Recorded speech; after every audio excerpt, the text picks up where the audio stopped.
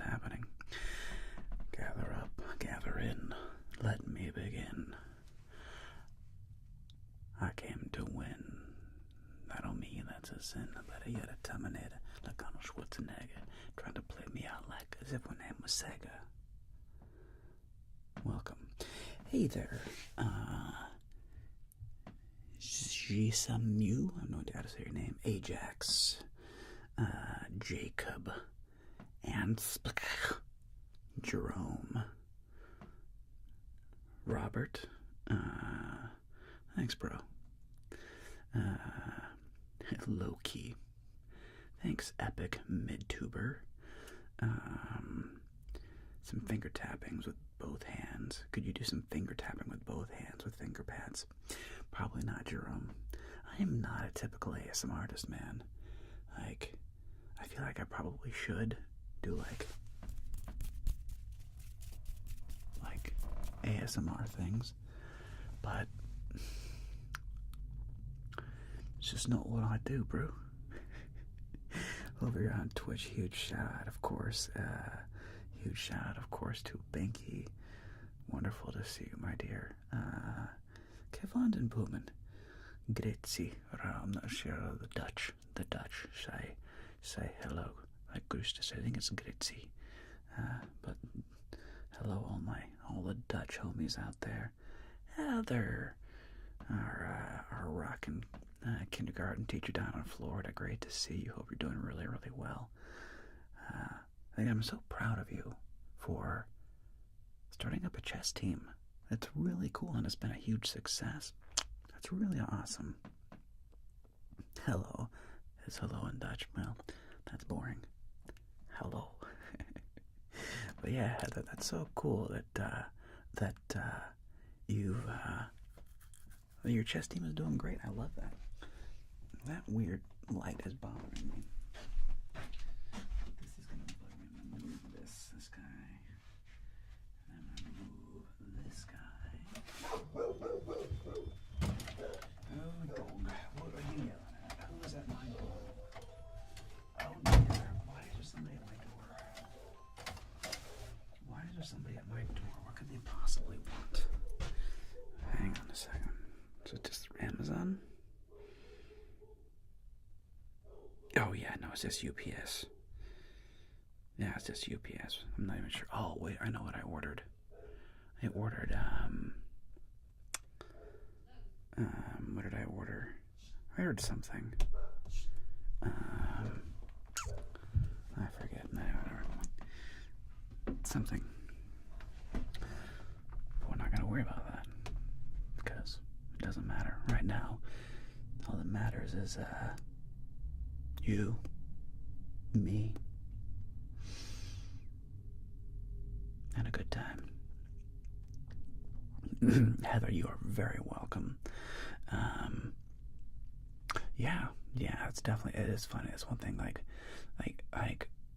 if for some reason we ever leave LA, not planning on it, but if we ever did, you know, and if I went to like Tennessee or something, I would 100% go to like whatever school my daughter's at, obviously, and like probably a couple schools. I probably wouldn't want to do more than 2. I'd probably just do like 2 schools, but I would 100% start up a chess program somewhere and be like, trust me when I tell you, let me run an after-school program for you, or like with your school. It'll be awesome. The kids will love it. Yeah, because I love teaching. That'd definitely be a part of my thing. What did I get? Hold on. You got something from my aunt? What? Your aunt? Oh, this. Okay. What? Hang on, people. I gotta open up a package. It feels like it's something. What is this? Okay, it looks like a yearbook. Why is my auntie sending me things? Oh, it's gotta be stuff. It's gotta be like kids' books. Oh, why is it to you though? Why would she put it to I you? don't know. Yeah, there's kids' books. I think. I thought you guys were talking behind my back. Oh. Why a daughter needs a dad. That's very cute. It's a kind of adorable book.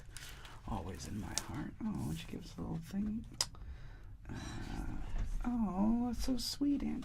Oh, Aunt Kathy. What a thoughtful, wonderful thing to send me. Oh, jeez Louise. Oh, this looks frickin' adorable. Oh my gosh. Look at this. This looks frickin' adorable. Oh. Thanks, Aunt Kathy. Sweetheart. Jeez Louise. And then she got me. What is this? Oh. She got me Rob Bidulph, gigantic, the small whale with a big heart. Oh man, that is just. Look at this. Oh, oh man, well, that's just whacking me in the feels right now. Oh man, that's awesome. Thank you, Aunt Kathy. Oh, that's so sweet. I'll have to give her a call. Man, that's so nice. And almost 40 degrees. Oh, that's too hot, bro. I've been holding on to send you a stash of books. Thanks, Heather. I'm getting the things are coming in rapidly. Dama, do a roleplay of the Joker. Wait, Dama, are you? I can't tell if you're joking.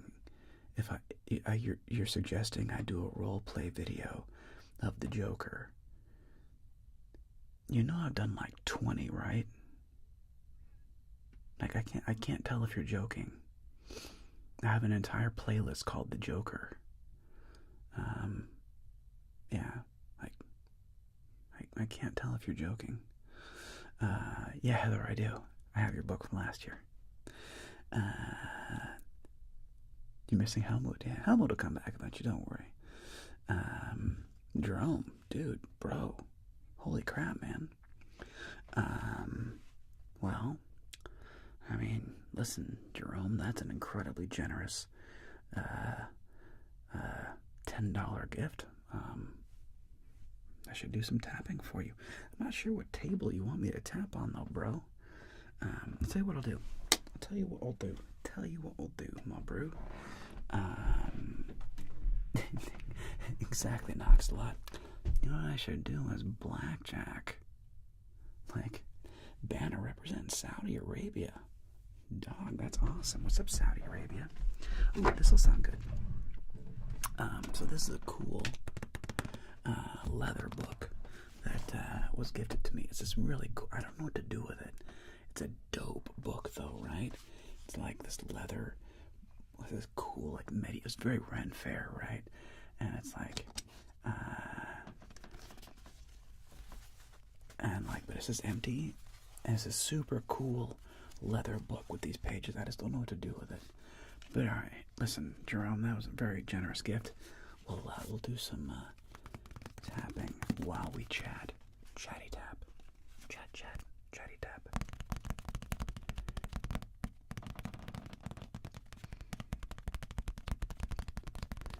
You need to make a Joker ASMR video this week. I don't know, maybe my parents get in tomorrow. I'm trying to be in the mood to do a Joker. When I do Joker stuff, I'll make a couple of them because like the whole makeup process is a bit of a thing.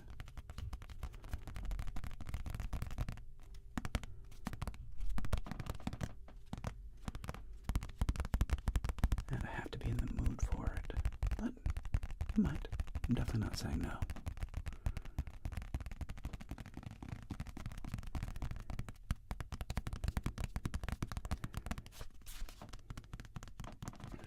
One thing I'm doing, noticing is that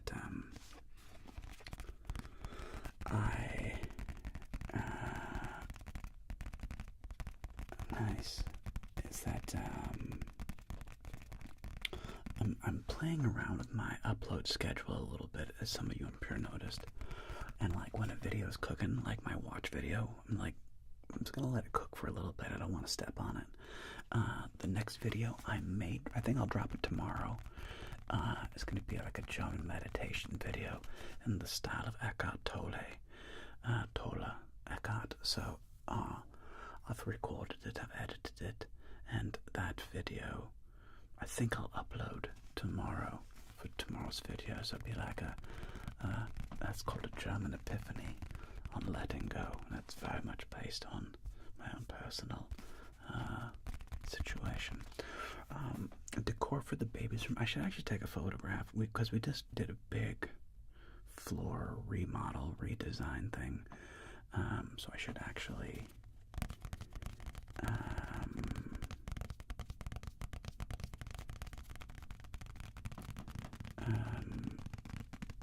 the decor, it's very cute right now. We're gonna potentially paint the walls. I should take some photographs, some like before and after pictures, and show you guys. It's looking really cute. Yeah, she's gonna have a very big room, so good for her. Have a very relaxing and realistic French accent, but come on the wig. We're not that distinguished. Yeah, forget why. Why did I do that wig? I've not done a French accent in quite a long time. I do enjoy our French. French accents are funny because, for the most part, French people are very kind, of course. But it's funny, like, for me, when people, the French very much have very thick accents, which for me is funny, and I like to think that if I try to speak French, that it will not be so over the top with their accent. And maybe they're truly a struggle, but part of me thinks I'm just not trying. It's like be the equivalent of be like me doing the equivalent of like speaking French, like voulez-vous coucher avec moi? Je voudrais une baguette con jambon et fromage. Where I'm just like I'm not even trying to sound French. Like, is that the equivalent of me just like speaking French with like the most horrific American accent? Je voudrais deux sandwich avec jambon et fromage. And like, I guess that's like me trying to speak French, but like, I wonder if that's the equivalent of like how most French people are speaking English, where it's just like, I am not even going to try. I know your language.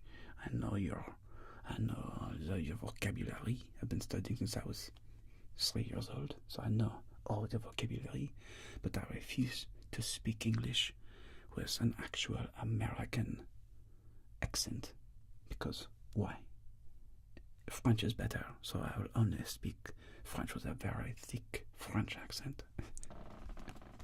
Like, is that the equivalent? Maybe? I don't know. I wonder if that's the equivalent. Non-excellent. Obviously, that's all you have to offer. Je voudrais une bouteille de vin rouge. No, I don't speak any French. I took one quarter of conversational French when I was in community college.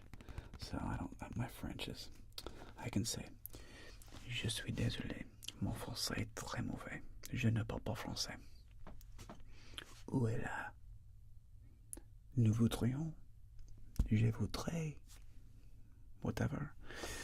But, et voilà. Merci beaucoup. Au revoir. That's what I know what to say. But again, I wonder if the equivalent is like me speaking French, like when French people are speaking English, like, are they even trying to sound American, or are they it's like literally the equivalent of me Je voudrais un bow tie de Van Rouge. It's like, are you even trying? I'm not saying I sound French, but like, je voudrais un bouteille de vin rouge, s'il vous plaît. I'm assuming I don't sound like the way most people French are speaking English, but I genuinely don't know. I don't know. I wonder that now. I'm really curious. I'm really curious. I think I'm onto something. My German is unmatched. Thank you, Jordy. I appreciate that. Oh yeah, Nicholas, we got a baby coming in September. We got a baby girl coming. Italian.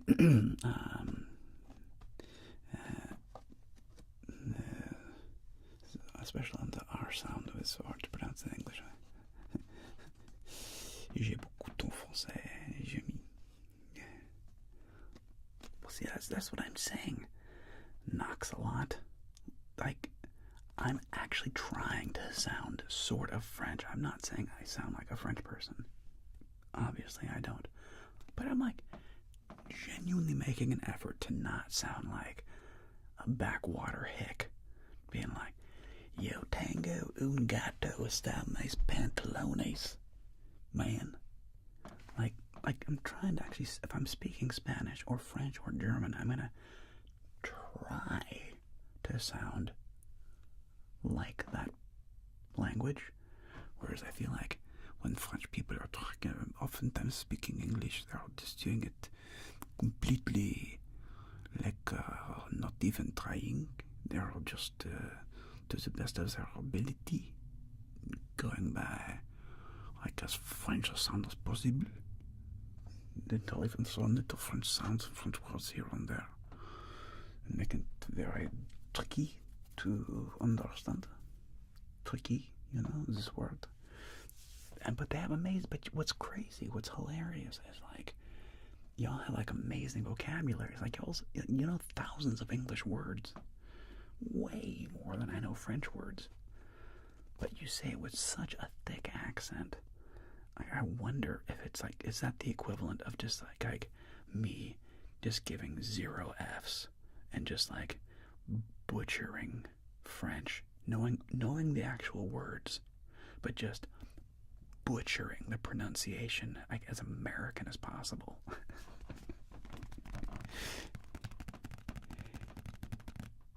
Your Spanish teacher was German.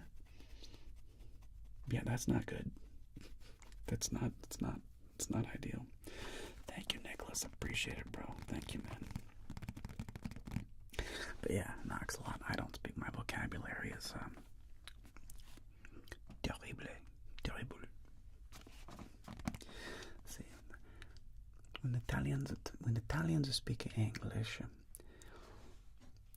I don't know if anybody watches the show. There is a show on Netflix called The Four Seasons, and there's a couple, Cloud, and I forget his name, a very handsome black man, I forget his name. They are the best couple on the show, but specifically the couple of Cloud and Danny, I think his name is.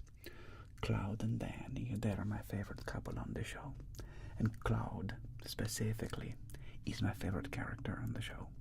And he is very Italian, and having been around Italian people, I will tell you, it is they are a delight. I've had many wonderful experiences with the Italians, and I tell you this one story. My brother and I were in, this is like 1998, 97. We were in Torino, Italy, and we met up with one of my father's grandfather, my father's father. So my grandfather had a business partner. His name was Dino Marcocco. Come on, I mean, like Dino Marcocco. Like, how Italian could you be? Okay, and this guy was amazing. And he met up. He joined us to take us out. Hey, Cat. Taboo is Tom Hardy. Oh, I haven't seen Taboo. Great to have you with us, Cat. And he met us up, and in Torino, Italy, in the north. Beautiful city, full of archways, and it's beautiful. And he picked up my brother and I, and his wife was with him, and she was a classic Italian broad. Like this lady, like the guy was the best. You're the best, bro. I mean, she had like the mascara and the eye makeup, and she was just this. I mean, she was classic, you know, just character.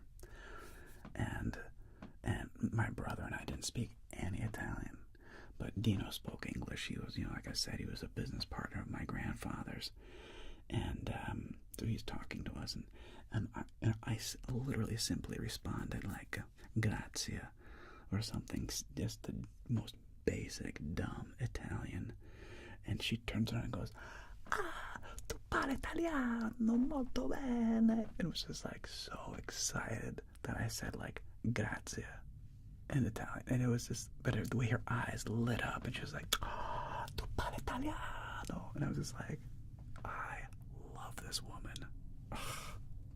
And she was just a character. Fantastic. Fantastic.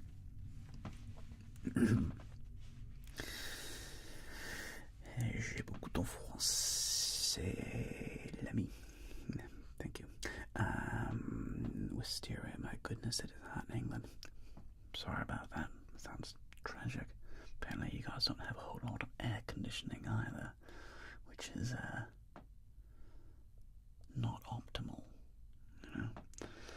Well, I wonder if I happen to meet you in real life, I will speak with my best forced French accent and say, "Do you have burgers and whiskey for me, bro?" In Knoxlot, of course I'll have burgers and whiskey, dog. Too easy. I love burgers and whiskey. Who doesn't like burgers and whiskey?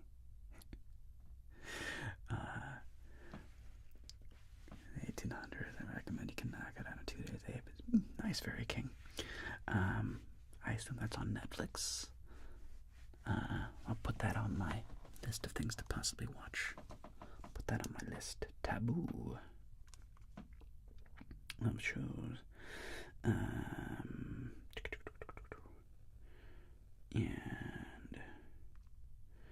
Taboo.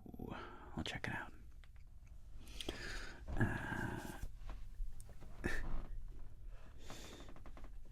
Or didn't the cat say? Fair enough, Fairy King. Fair enough. Well, I'll look for it and we'll hope for the best. I'll look for it and hope for the best. But it is funny how French people really struggle with the American R, the hard nasal R sound. Yeah, you guys struggle with that one.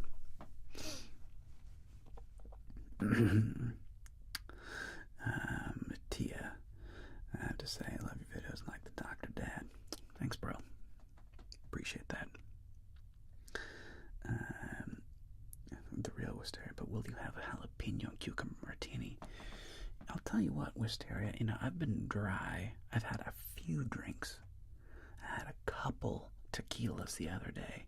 Bless my wife, she let me have a tequila and a scotch. It's very kind of her. Let me.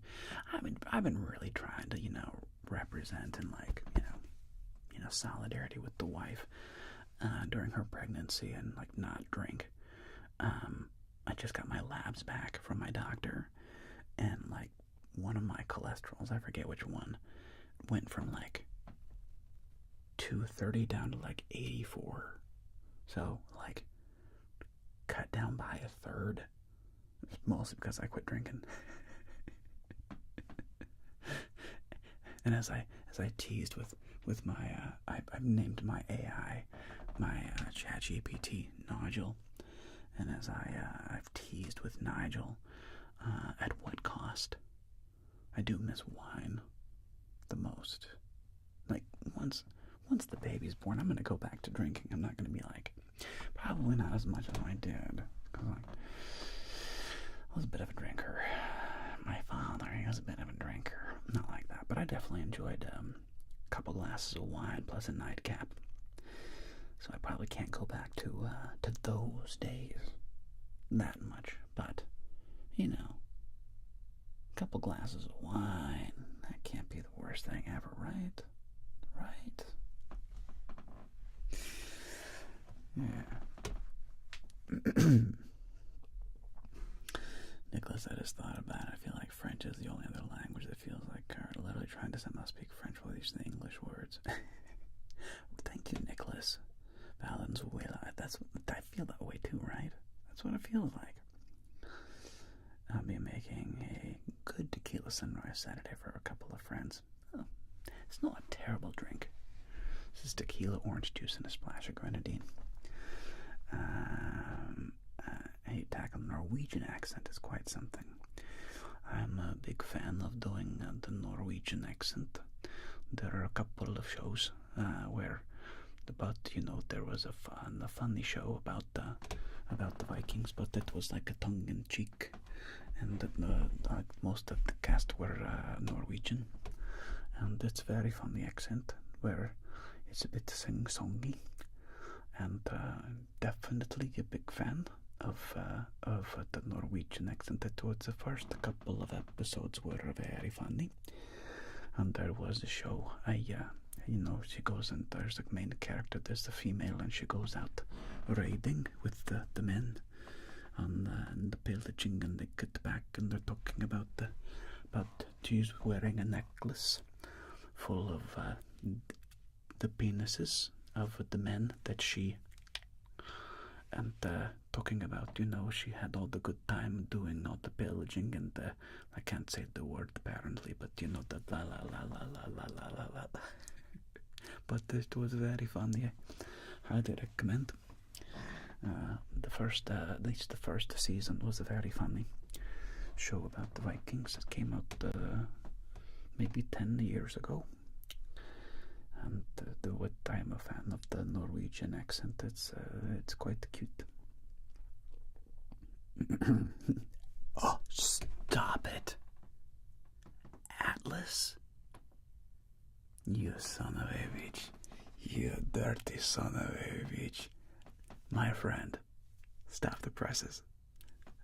My friend, get in here, bro. Man, dude, it's so great to see you, dog. Oh, snaps. Atlas, I was thinking about texting you the other. I'm not even kidding, bro. I was literally thinking, like, dude, I haven't texted or called Atlas in so long. How is that guy doing? I was thinking about you, and your ears must have itched. And here you are. Oh, come here, dog. Big bro hug, fist bump. Man, I hope you're doing great, bro. It's so good to see you, man. Big news, dude. I don't think I've shared this news with you yet. I'm gonna be a dad. Dude, me and the wife, after a frickin' 3-year-long journey of IVF, we're having a baby, dude, and she's due, and like frickin' we're on week 30, 10 weeks, so September 3rd, we are planning on having a baby girl. And so, dude, bro, man, it's so funny. It's so funny you dropped in to say hi. Yeah, I was just thinking about you the other day, man. I don't know, it's kind of, I don't want to like bogart, the entire conversation and make it like just you and me chatting. It's kind of what I want to do because I miss you, man. I haven't seen you in a minute. So yeah, bro. Yeah. No, but I've been doing the solidarity thing, with the wife, because she can't drink while pregnant, obviously. And at first, in the beginning, it was like, oh yeah, dude, like when she's pregnant, it's gonna be great, designated driver, whoa. And then the reality set in, and the reality was, I did the solidarity thing, so I did the opposite. opposite. I did the opposite. No, it's better though. So yeah, basically, other than like I've had a couple of drinks here and there, but I've basically been 7 months sober, which is, it's been good. It's been good. It's been good to do this much of a reset. You know, I haven't been sober for 6 months since since I was 20. Like, why? Why would you? But anyway, dude, great to see you, bro. Hope you're doing really good, man. I assume you're still doing, videography and doing DP stuff, director of photography stuff, and all that. Hope you're really, really good, bro. Hope you're really, really good.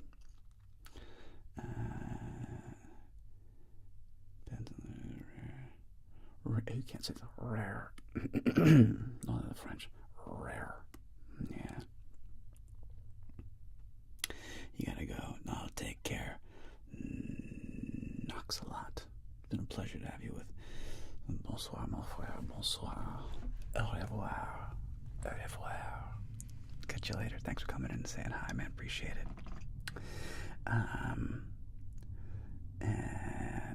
And yes, Nicholas Valenzuela. YouTube gets very upset about that word. They're like, no, you may not. You may not. Every time I do a Russian accent, I think of Tom Hanks in Terminal. That was a cute movie. I like everything Tom Hanks does. That guy's adorable. Golden Retriever energy. Thanks, bro. Sup, JC? This is fun to see my friend. I haven't seen my friend Atlas in a long time. Yeah. This is good to see my old homie. Should actually just, text or call you in real life, so it's not just chatting via random Twitch or YouTube live streams. It's actually being like, hey bro, like actual friends or something. I know, crazy idea.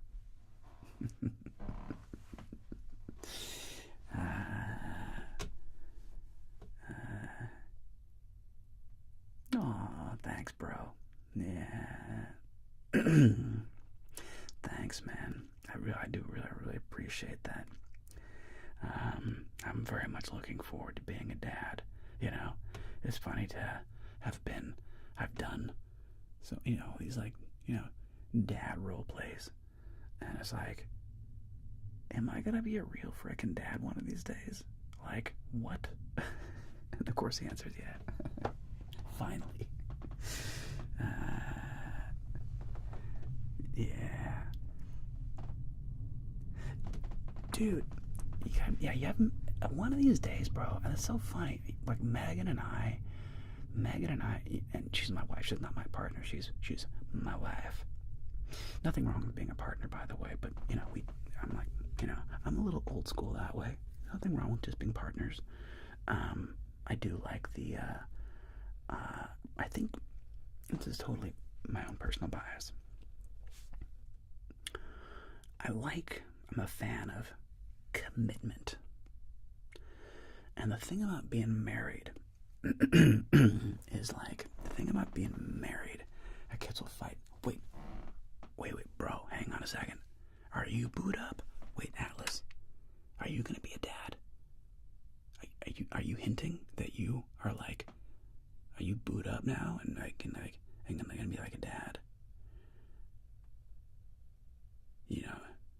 Not so much my bag, but I'm well and thriving and miss you. Back at you, man. I like how the finger rolls, tapping sound like a snare drum, both hands like doing something solid. You know what, Jerome? I got something for you. What did I do with it? I have an idea. Hang on, Jerome. Because you've been really generous, bro. What did I do with it? I just had it reorganized my office. Maybe this will be cool. Maybe this will sound good. Yeah, this will sound good. Not is the plan. Fair enough. Well, dude, you know, like, it's crazy because, like, Megan and I, we were planning, you know, on going to Europe, you know, back in like 20, jumping our way back machines, back in like 2023, 2022, to go like to Ireland with our friend Skya and like, you know, do that thing. And then, you know how life just happens, and then you blink and then another summer goes by, and then you blink and another year goes by, and before you know it, you know, we didn't make it to Europe, but obviously, and then you came to the States, but like we couldn't link up for some reason. Like you did a thing, we couldn't link up. Life is just annoying that way.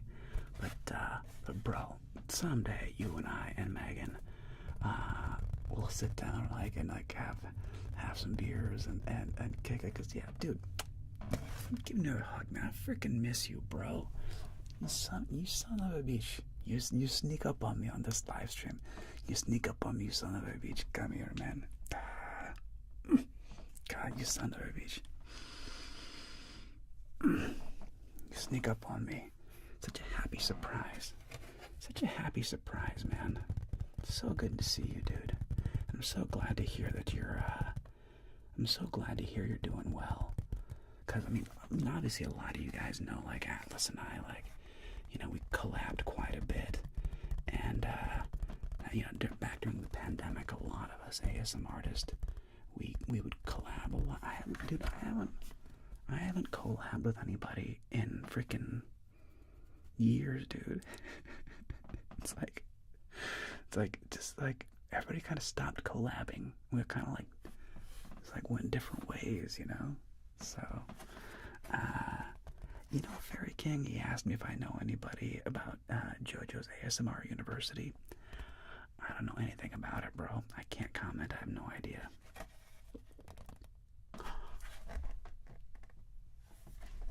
Your partner's a Yankee. You sly dog, you. Atta boy. Atta boy.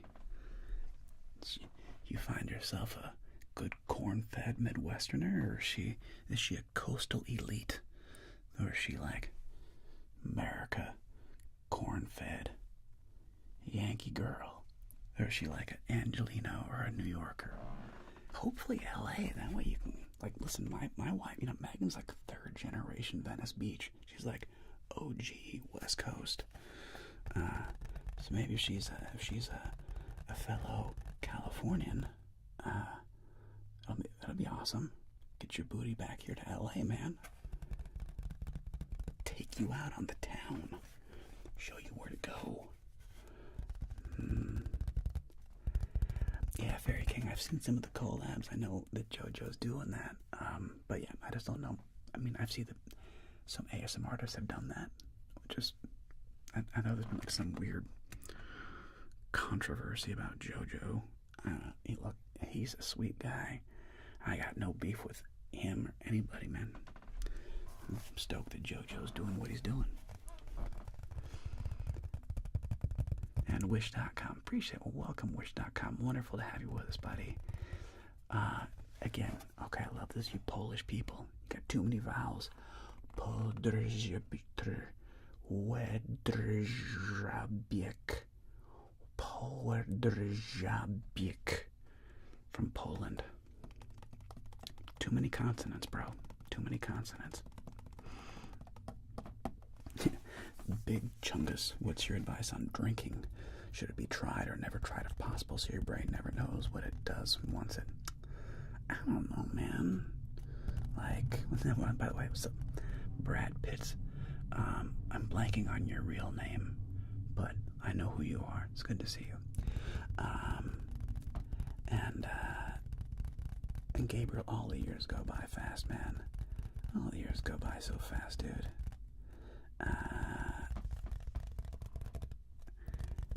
Yeah, thanks, Nicholas. I appreciate that, dog. And, on alcohol. Look, everything in moderation, including moderation, right?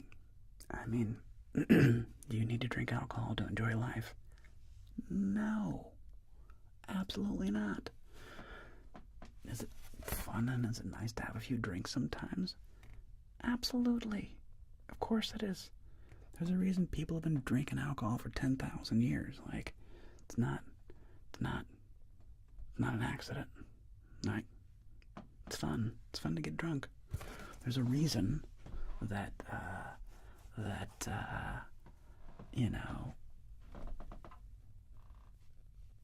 monkeys will sit around and eat fermenting fruit and, like, stumble around drunk.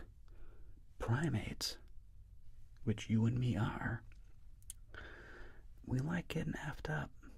We like eating mushrooms and getting high and being like, whoa. We like eating fermented fruit and getting drunk. Getting drunk's fun. Now, can that be a problem? Of course it can. By the way, zombie probe, again, from the Falklands. Bro, representing. Are you in the Falkland Islands right now? Like, for those that don't know, it's like he's basically in the South frickin' Pole. Like, he's basically down there at Antarctica, off the coast of, like, what is it, Chile or Argentina, whatever one at the very, very bottom of the map is. The Falkland Islands. I mean, that's like down there, dog.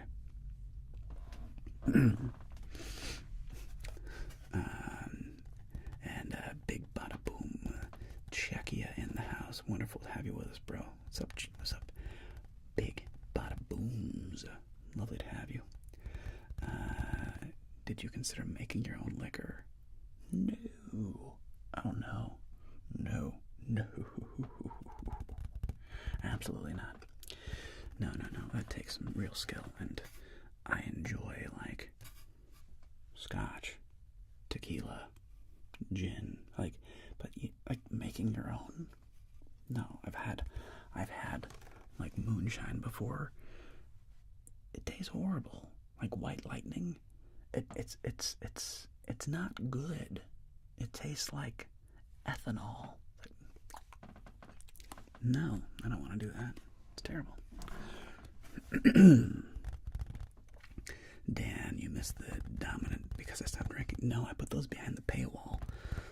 All my dominant videos are now only for the patrons. So if you want my dominant content, you gotta be a patron. I just didn't want to, like, I don't know. It felt weird. I don't know. I might drop a dominant video on my main channel again, but I don't know. I feel like it kind of belongs behind the paywall. And there's nothing, like, scandalous. Like, I'm not like overly, I mean, a little sexual. I'm not, like, insanely sexual. But yeah, the dominant stuff I just put behind a paywall. Because, I don't know, I feel like it belongs there. But, whatever. Don't do alcohol, hate the feeling after. Then bibbly beat. Don't drink. I mean, that's the thing, man. That's the beauty of it. If you don't like it, don't do it. You know? You don't have to drink to have a good time. At all. At all. If you like it, great. If you don't, great. Dean Luciano. Tips to a young man getting over a breakup of his first serious relationship. It happened about a week ago. I've been having a tough time. Dean, I feel you, bro. Alright, big hug. Come here, Dean. Big hug, bro. Breakups suck. Come here, man. Breakups suck. And whether you got dumped, or it was mutual, or you broke up with her, breakups suck, you know? And my only advice is to realize that every relationship you ever get in, whether it was good, bad, or sideways. It was part of you, and it was a part of creating who you are. And it wasn't a mistake. It just was. It is. It's part of you. And I'm assuming it was she, but it could be a he. I don't care. Whatever the breakup was, I would simply view it as to the best of your ability. And it's hard in the beginning, your feelings are hurt. Especially if you got dumped, then it's like, what's wrong with me? And the answer is always, of course, there's nothing wrong with you. Some relationships work.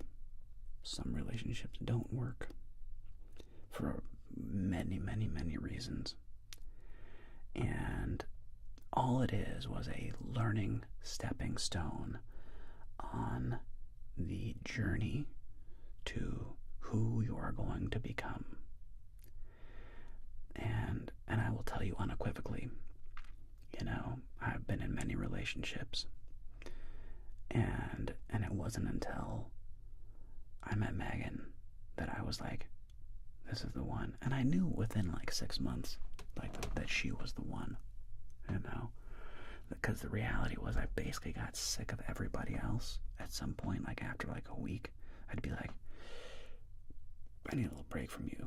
Like, okay, this was fun and all, but like, I want a little break.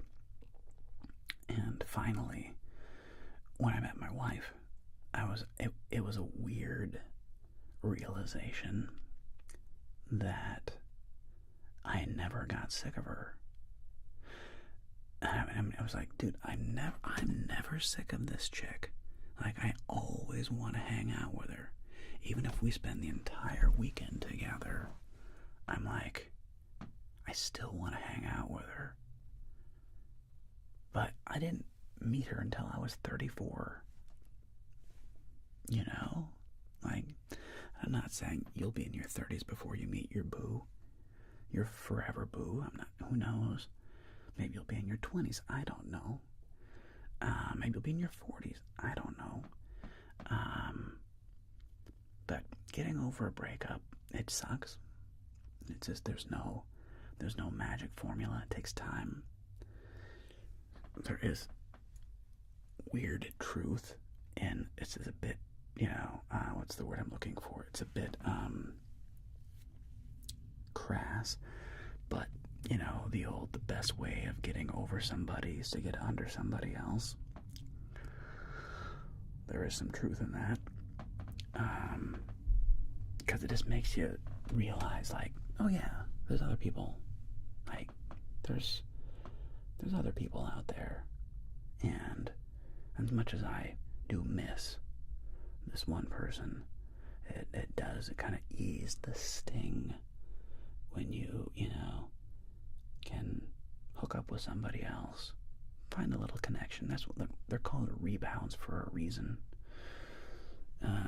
Having a rebound is a very, very human experience. So, be kind to yourself. Be kind.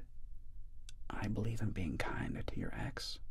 Some people do the thing where it's like, oh man, she was a bitch, and like, oh, or he was an asshole, and like, blah, and be like really mean to about their ex. I don't know, maybe that helps you. That doesn't help me personally. Like, whatever, you do you, honey boo boo. But I found what works the best is accepting that it didn't work. Letting them be them. It's like, hey, it was wonderful. We had a great time together. It didn't work out. I'll miss you. Life goes on. Have a great life. I wish you the best. Good luck out there with everything. And move on. Acceptance. Embrace what it was. Be kind to yourself. Forgive them. Forgive yourself. And move on. That is the best advice that I think I can give you. And time heals all wounds. if you were together for like a year or 2 years or 3 years, it's gonna take a minute to get over it. It takes time.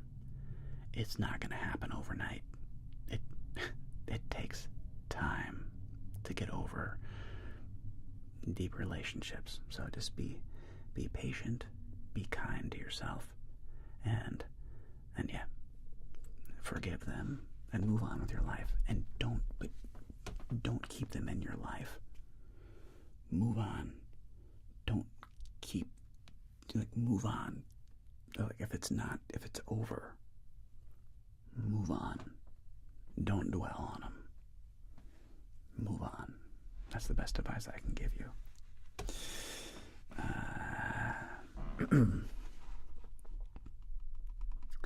And let's see what else we got.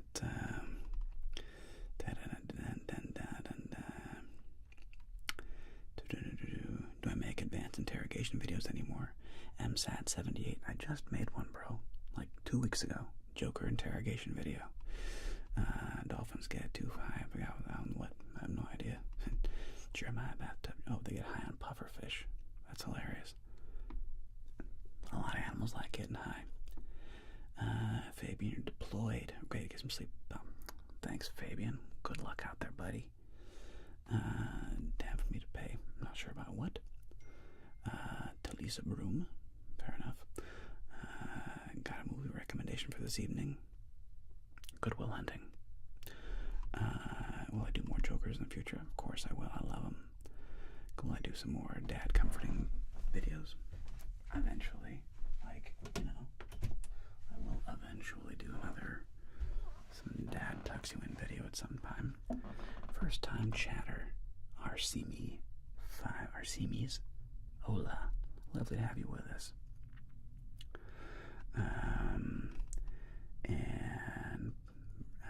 See, LA is dope. I moved from Boston area to West Hollywood a few months ago. About to go to Los Feliz, as we say it over here. Dude, that's awesome. Congratulations, man. I didn't realize you were in the Los Angeles area. But good for you. Good for you. I haven't been to Los Feliz in a long time. I wonder what the vibe up there is like these days. Arsimis, that's correct pronunciation. Nice.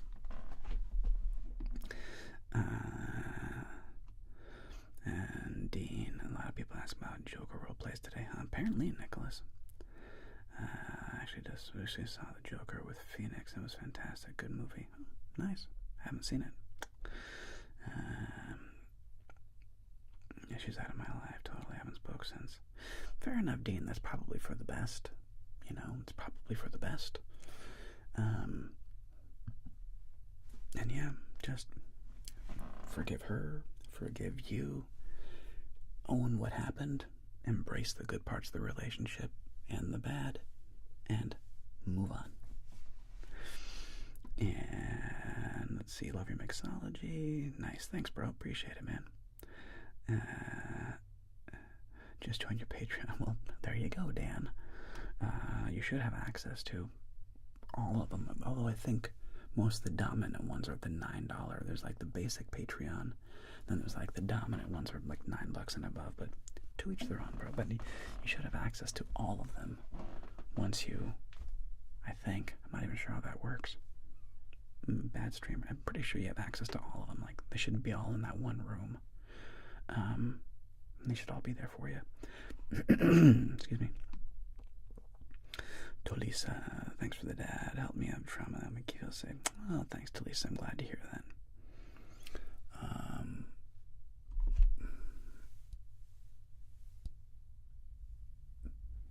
Oh, nice. Let's see.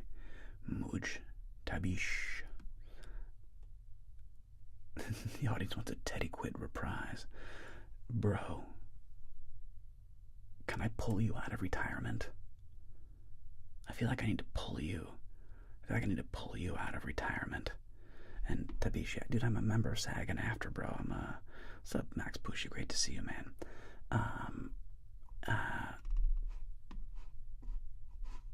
Yeah, I am an actor. It's like why I came to Los Angeles. I'm a failed actor. Now I'm a YouTuber who does acting. It's worked out great, honestly. Let's see here. So yeah, Atlas, bro. I mean, can I pull you out of retirement, dog? And I mean, I think that would. I mean, dude, I think that'd be really fun. I mean, come on, Teddy Quid, and Alfie Strong. Alfie, trying to do an Atlas impersonation, because you got that weird accent. It's sort of British, but it's also like you're sort of Kiwi. So you're down here and your voice like this, and I can't quite do an Atlas impersonation, because your voice is, you got a strange accent. It's not Kiwi and it's not British.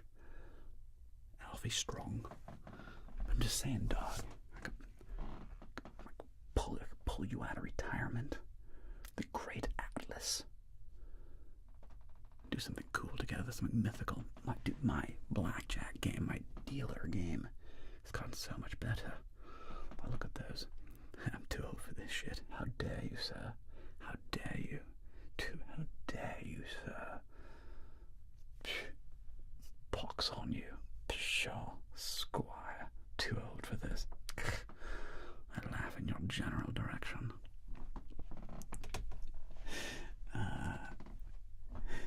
Oh man. Well, fair enough though, bro. Listen, if you come out of retirement, I will absolutely bust out Teddy Quid. We can either do blackjack, we can do roulette, we can do something totally different. We can do something totally new, bro. To brainstorm ideas. Doesn't have to be casino related. Could be. It was fun. I'm just saying, the world, the world is our oyster, or something like that. Bring the gentleman back out of retirement. Get Matt, articulate design, and crew. Pull these boys out of retirement. Make something awesome. That'd be awesome. Ecuador to upset Germany. That's crazy. Nami, how long was I acting before YouTube? 15 years.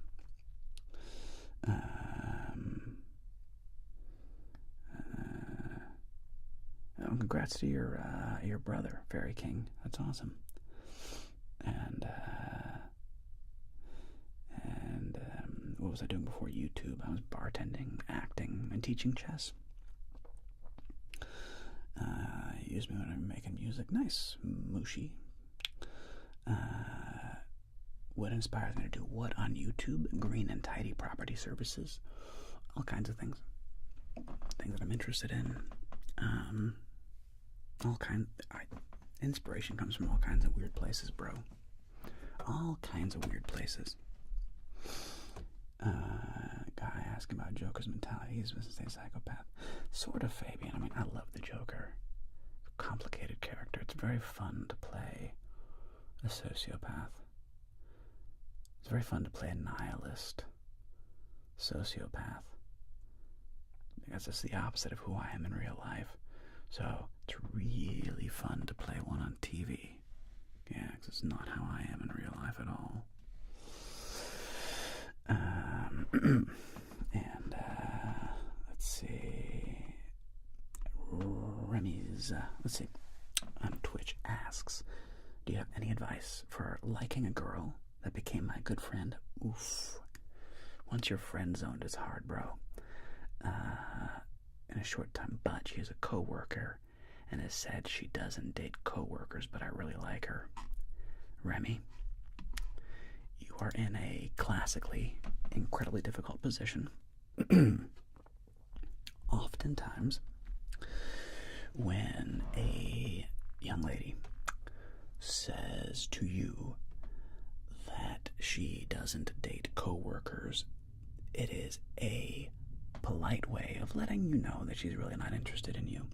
Because people, when they're really into somebody, usually, I mean, it is a good idea, not to shit where you eat.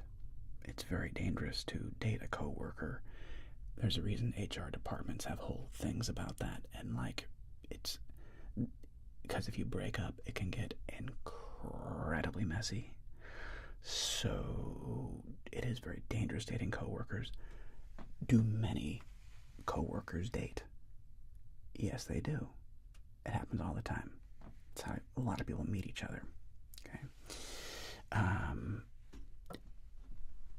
If she's friend zoned you like that already and been like, I would just let that one go. I would let that one go, bro.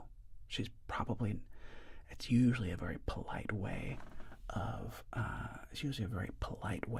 saying that she's not that into you, at least in that way. Take the hint and move on is my best advice. I mean, there's probably signals there that you're not picking up on because you like her and you want it to be different. Will it change? I don't know. But remember this. This is weirdly true. This is from a movie. The movie was called a 3-stream streak. It's called the Tao of Steve. And the Tao of Steve says the following things. In order for a young lady to like you, rule number 1, you must do something excellent in her presence.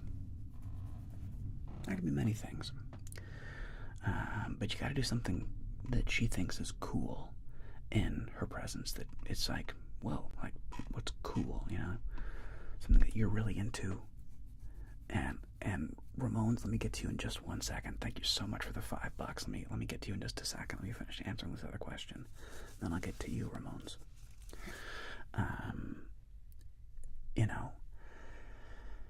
Do something excellent in her presence. Oh, no, it's not that. Rule number 1. I forgot rule number 1. Rule number 1 is you have to be desireless. Now that's the hardest one. Okay? You gotta be desireless. In other words, you can't put her up on a pedestal. You can't be like, oh my God, this is the most beautiful girl I've ever seen in my life, and oh my God, she's just the best thing ever, and I love her so much, and oh my God, if she just liked me, oh my God, is she gonna talk to me? Oh my God, she's talking to me, oh my God, what am I gonna say? Am I gonna look stupid? Oh my God, oh my God, oh my God, oh my God. It doesn't work. You can't be that guy. It's not. It never works. Okay? She's just a person who puts her pants on one leg at a time in the morning, like everybody else. And her shit stinks. Her farts stink. And she's just a regular person, just like everybody else. Okay? And you gotta treat her like that. That you gotta be desireless. Okay? Rule number 1. And then rule number 2 is you must do something excellent in her presence.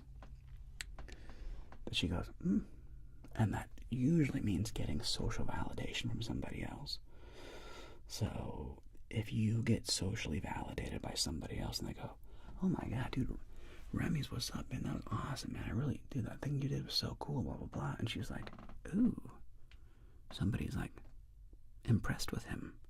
That goes a long ways. And then 3, you must retreat. Why? Because we pursue that which retreats from us. So that's the Tao. Okay? That's there's ancient wisdom in that. Be desireless, do something excellent in her presence, and then retreat. And that's about the best you can do, man. Easier said than done. You say, but she's really interested in me, and she's the one that initiated it, so it's confusing. Really appreciate the advice, by the way. Yeah, RSMEs, I don't know, man. I don't know. exactly, Nemi. That's Nemik. Like, that's the way. That is the way. And even though she initiated it and she pursued it, the advice still completely applies. And it sounds like she's a big fish you want to land. And if you want to hook that big fish, you got to do the things I just said. And then hope for the best. And hope that, it doesn't end in a workplace office tragedy. Because then it's sticky, and then one of you has to quit. And then one of you has to quit. It's work, dating. Fishing in the pond where you eat is a very dangerous game. Many have done it, and there have been many, many fallouts and catastrophes from fishing out of the same well. So, good luck, Godspeed, and follow the advice, the Tao of Steve. Be a Steve. Go watch that movie, it's very funny. The Tao of Steve. Belarus. Alexi, bro, what's up, Belarus? Representing, man. The Ready opening. Oh, nice coaster cruise. Inside chess jargon. The Ready opening. I don't even know what the Ready is. I just know he's a famous chess player. I can only imagine how difficult the Joker acting is. Oh, it's not even difficult, Tim. It's just fun. I love playing the Joker. And I don't even whisper. I don't whisper when I do ASMR. F that. I'm not one of those people. Hey, Juliana. I do soft-spoken, darling.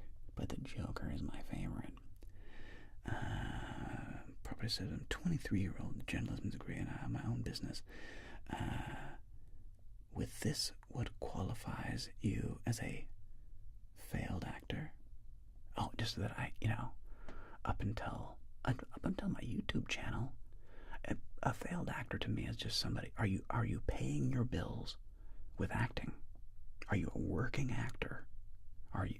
Is your main source of income acting?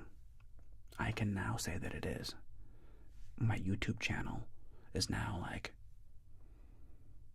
my main source of income, which is awesome, So I consider myself in many ways to now be a professional working actor.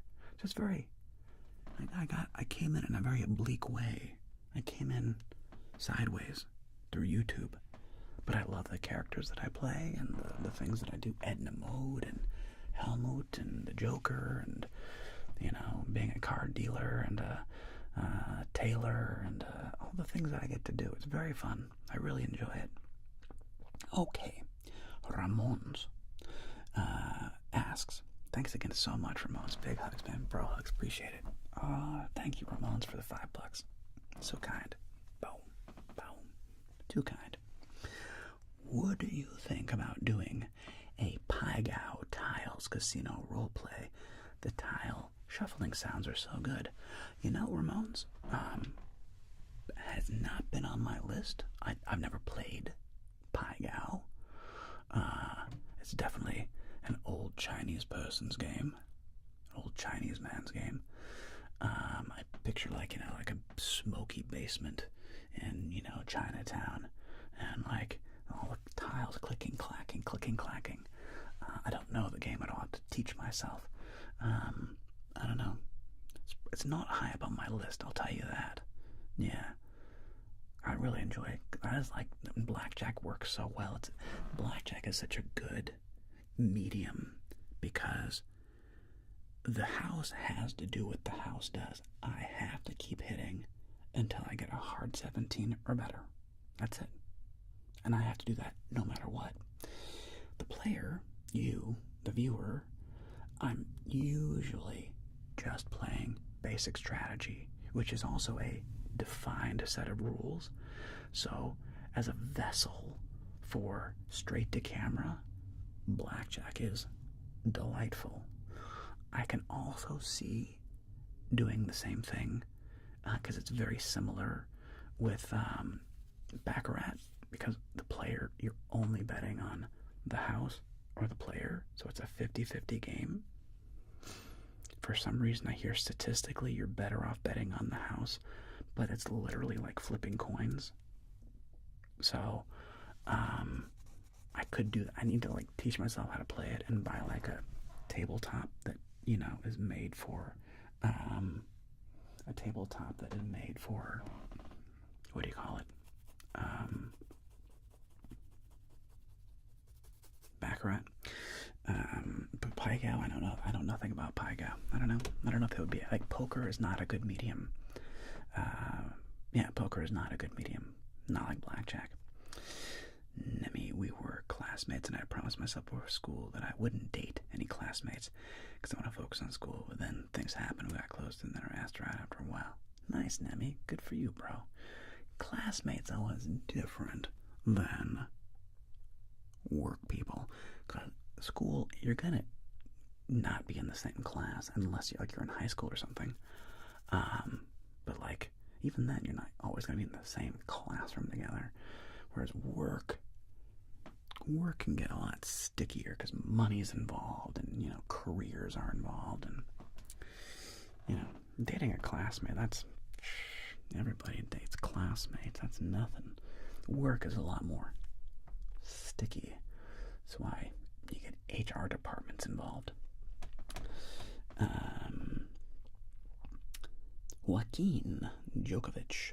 Hey Jeremiah, I love your content, like your vibes. Wondering if there is a new Joker video coming, planning. No, there will be. I just don't know when, but I love the Joker, and the Joker is coming back. I love playing the Joker. He he. Ho ho ho. Because again, it's very fun to play character who really doesn't care about your feelings at all. Whereas Jeremiah, ooh, he's a softie, that guy. He's so concerned about your feelings and how much he cares if you like him, and he wants you to feel good and squishy inside. Whereas the Joker truly does not care, which is a really fun guy to play. And Green and Tidy Property Services. Any advice to Gen Z? Are you worried about the future of Gen Z? Worried? No. Advice? I don't know. The thing about Gen Z, I think Gen Z is in a good place. We've been a part of several major experiments. And my generation, I'm a millennial Gen Xer, so I was born in 1980. So I'm a cusper. Okay. Now what I mean by that is, I had a full foot, a full leg in the analog world. Like, I grew up and went to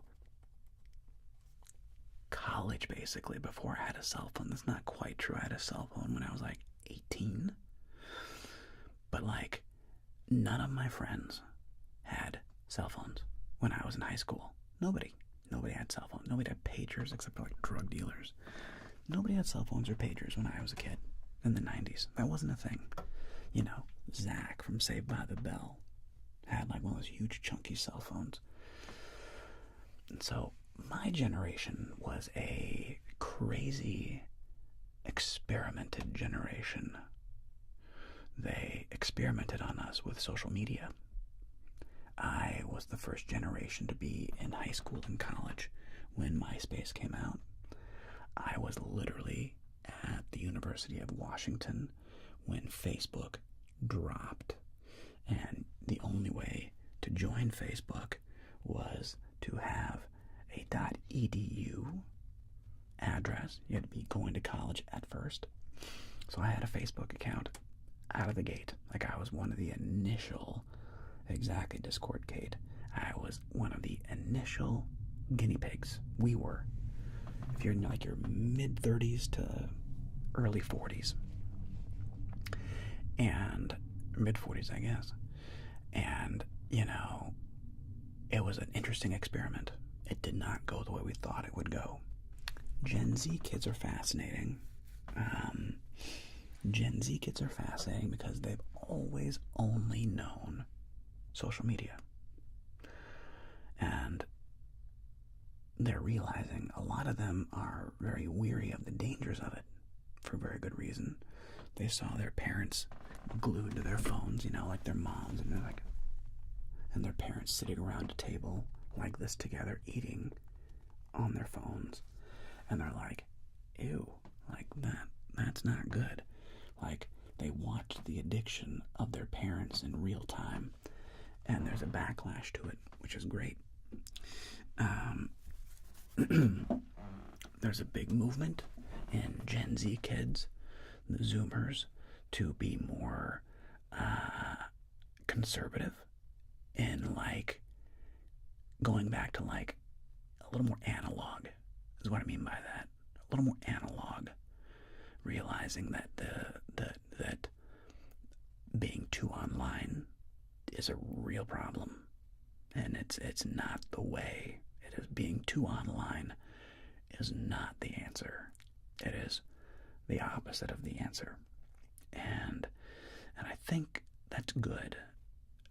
The dangers and the problem of being Gen Z right now is obviously, I have no idea what kind of jobs you should get. AI is changing everything right in front of your faces, right as you're graduating high school and college. AI is changing everything as we speak. I don't know, you know. The advice I would give is, you know, go touch way more grass. You know, go out, be with your friends. It's really weird now. Like, I've heard that, thanks so much, Joaquin, that, you know, many junior high and high school kids, like, don't even have dances anymore. And, like, that's tragic to me. Like, I loved going to dances when I was in junior high, and going like to friends' house parties where we would put music on. This is, you know, back in the days of, like, you know, Salt and Pepper and like Boys to Men, and we would, like, you know, dirty dance and, like, you know, but, like, parties full of 13 and 14-year-old kids, a house party full of 14, 15, 13-year-old kids having fun together, being up, and no alcohol, but just, like, partying together, dancing, and, you know, those first awkward kisses and, like, all those social interactions. I really hope that the next generation gets to experience some of that, you know? So, I don't know, but, you know, times change, you know, but I think that there is a movement now to go back and touch more grass, which is always a good thing. Go spend time with actual people, physically, you know, go out, and if you're old enough, have a few drinks, you know, go make out, like, live, you know. The danger, of course, is that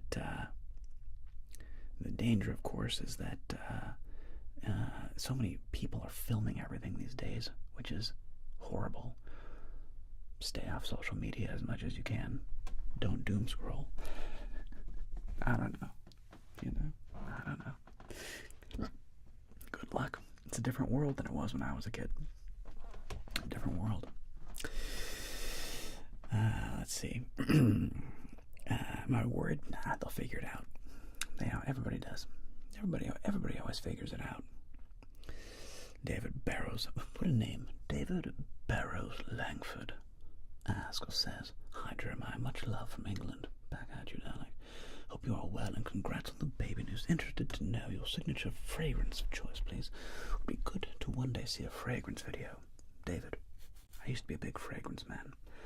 However, my wife cannot stand cologne. So, what I used to wear back when I was a cologne-wearing man was Aqua de Jo. That was my favorite go-to, kind of a light spring essence, Aqua de Jo.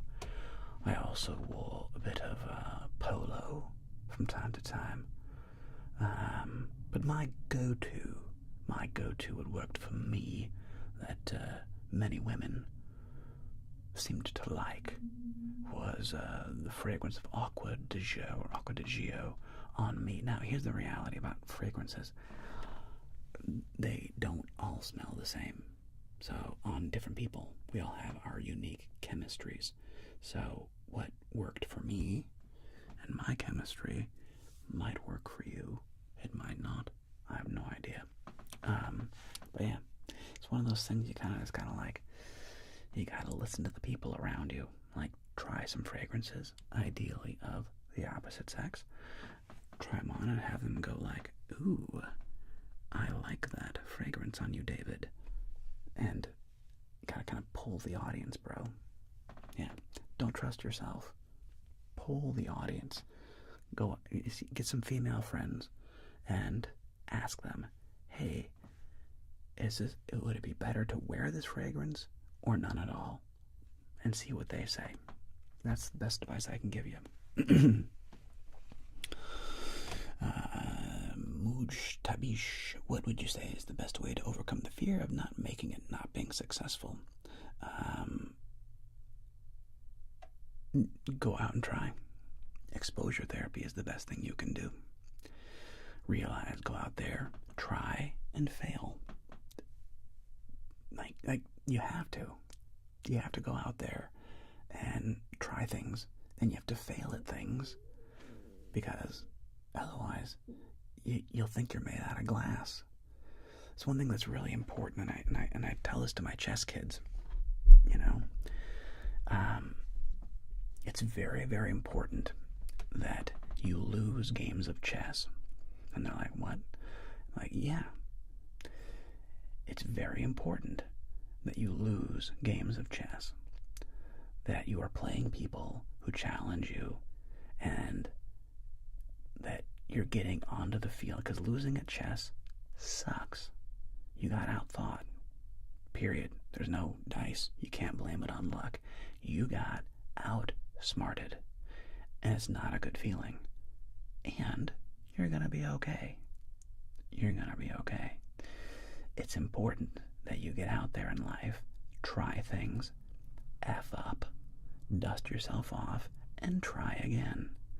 It's important you get out there in the real world and get a job, move away from your parents, figure it out.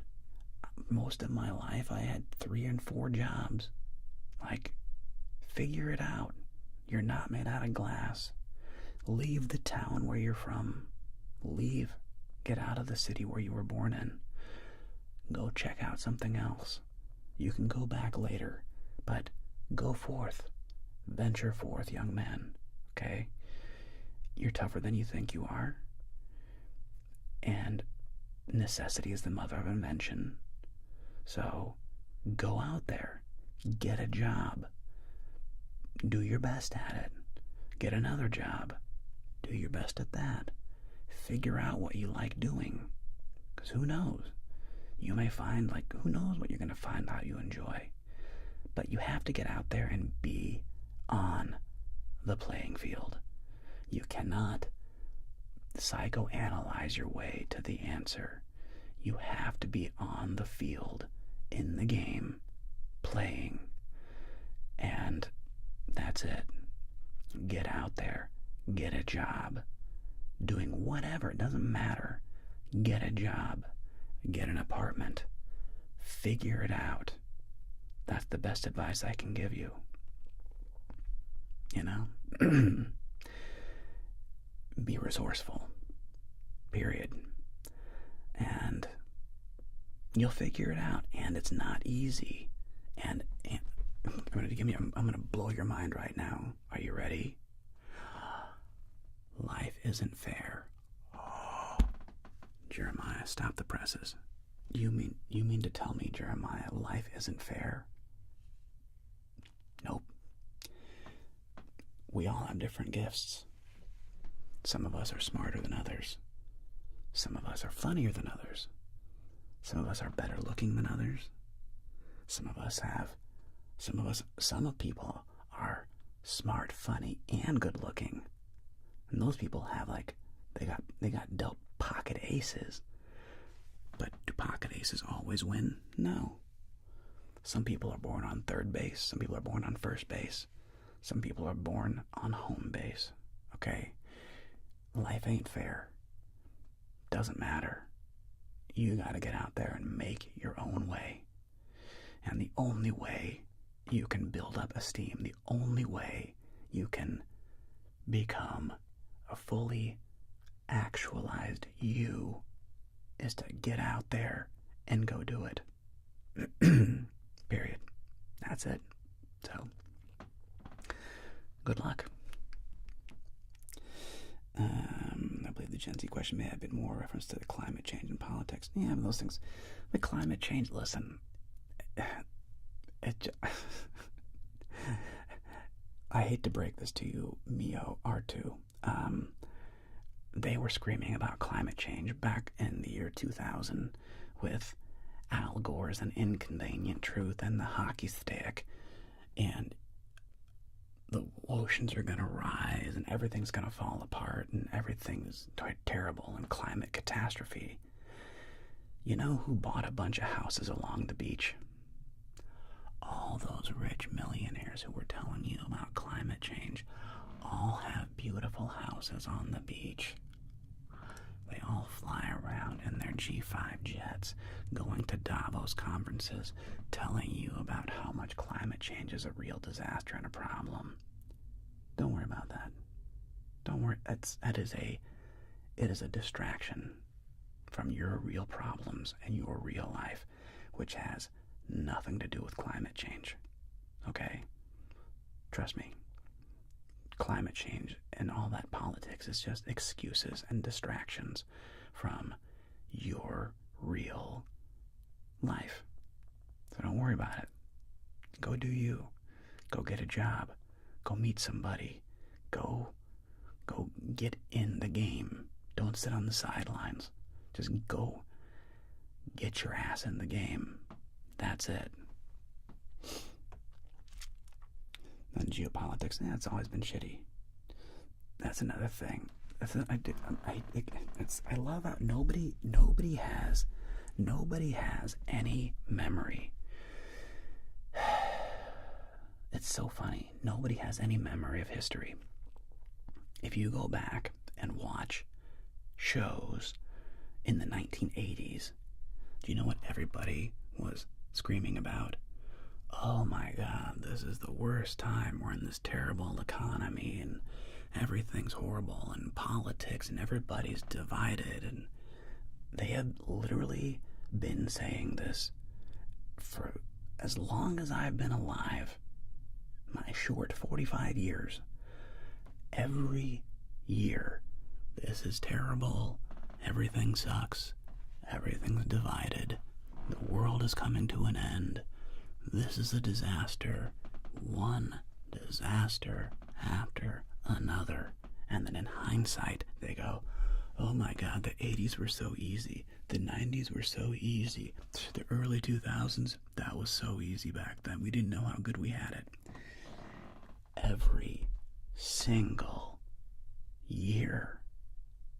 So, my advice to you is, next. It's always been that way. It's never not going to be that way. It's always that way. Go watch TV from the 90s.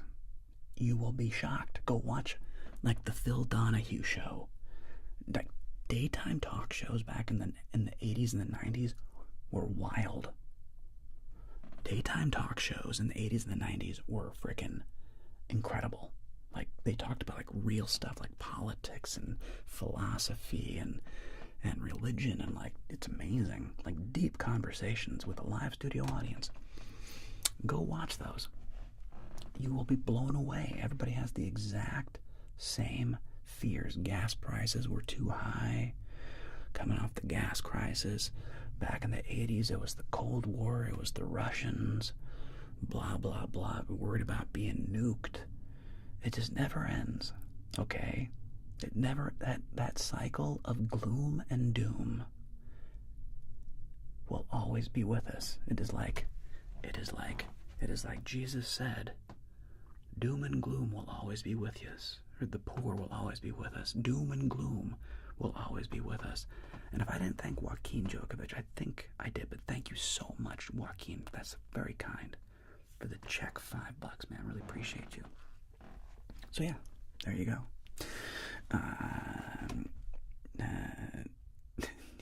Tim Gargan, I feel you, bro. And I'm 15 years older than you are, dog. I've had a 1-minute elevator pitch of my life. What would it be? I don't know. I don't know. I have to think about that. Blackjack is coming soon. And how do you have such great advice? Because I'm older, bro, and I've lived it. I left my home and my family. I was no more than a boy in the company of strangers, in the quiet of the railway station, running scared. It's Paul Simon, the boxer. Because you got to get out there and do it. No, I'm not religious. You got to get out there and do it, man. Thanks, Spartan. Yeah,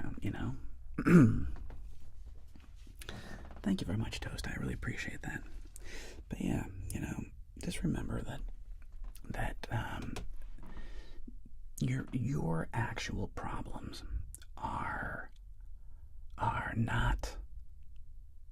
One of the big pitfalls of modern society and social media, etc., is we all of us are completely inundated with the world's problems nonstop. And the problem with that is that you and me, most likely can't do anything about world problems. Probably can't do anything about it. What you can do is affect your little community. Dog.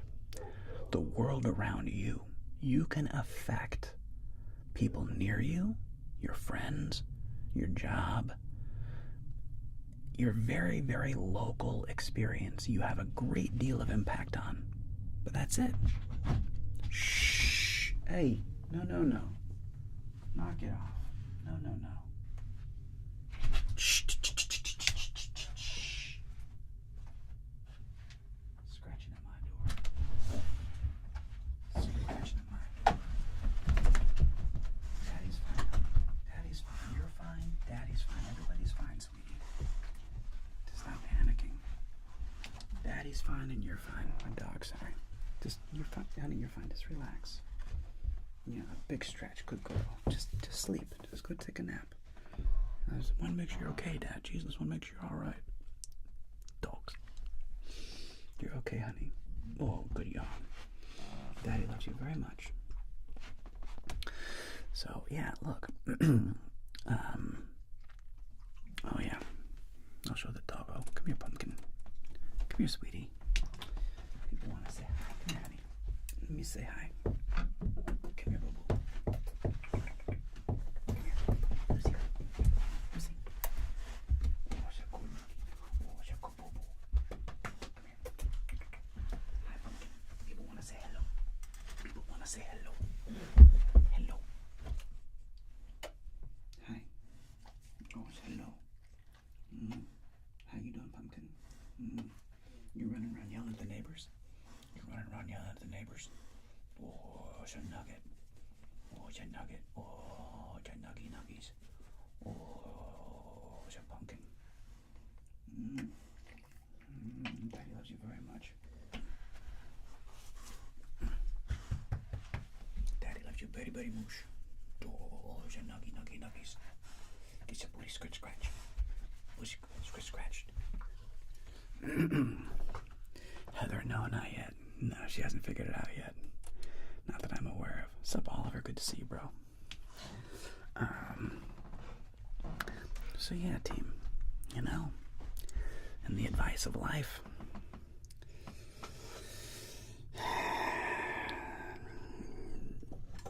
I'm telling you. Don't worry about climate change. It's gonna do whatever it's gonna do. It's Naval talked about this. It's interesting. It's the Scott Adams rule of slow-moving disasters.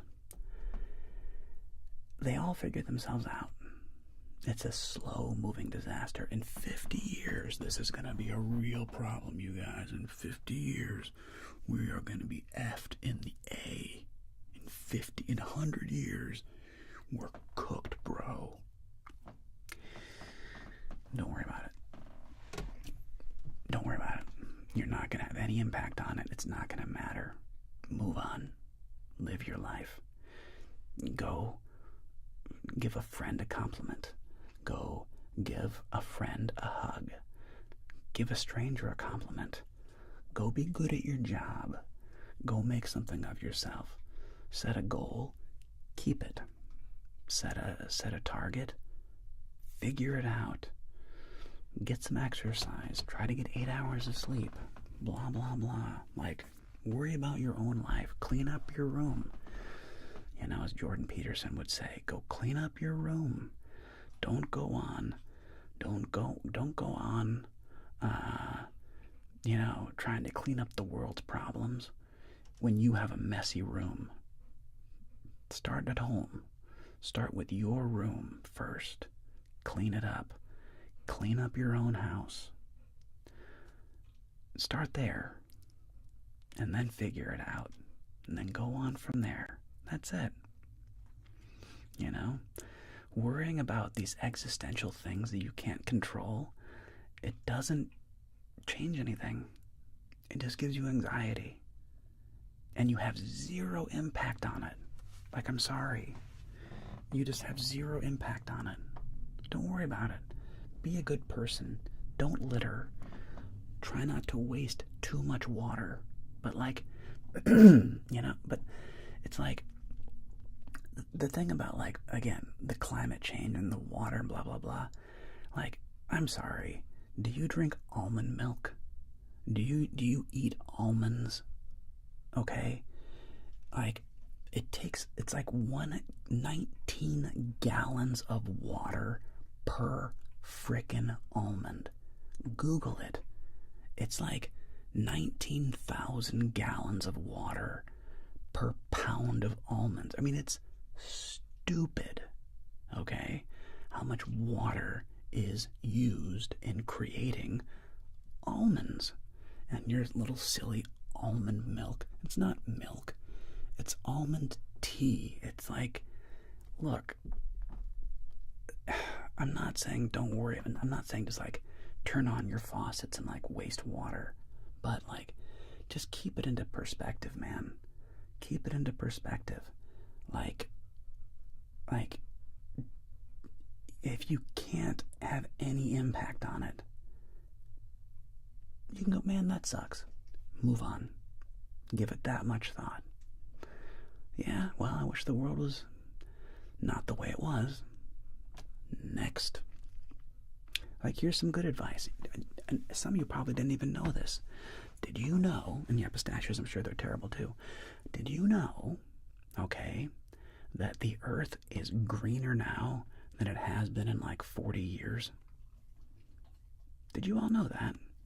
There's more green now than there has been in 40 or 60 years or something. Many people probably don't know that because they're watching the freaking news and it's oh, it's the climate apocalypse. Oh no, everything's dying, and I hate to break it to you, all you people. I've been fed that narrative for 26 years. Guess what's come out of it? Nothing. Nothing. Not a thing. So, if you want to keep worrying about it, you do you, honey boo boo. Godspeed. You do you. But it will have zero impact on your life or anybody's life that you know. But good luck with that. So there you go. And The Boxer is a goated song. Oscar Manahue. Paul Simon, man. Yeah, but Creamworks, you can live your life in a way that doesn't actively contribute to it. Like, by doing what? How? Like I said, don't suck. Don't be a bad person. Be kind. But, like, don't worry about it. Live your life. You know? Or don't. Or go live. I don't know how you want to live. Don't worry about your stupid carbon footprint.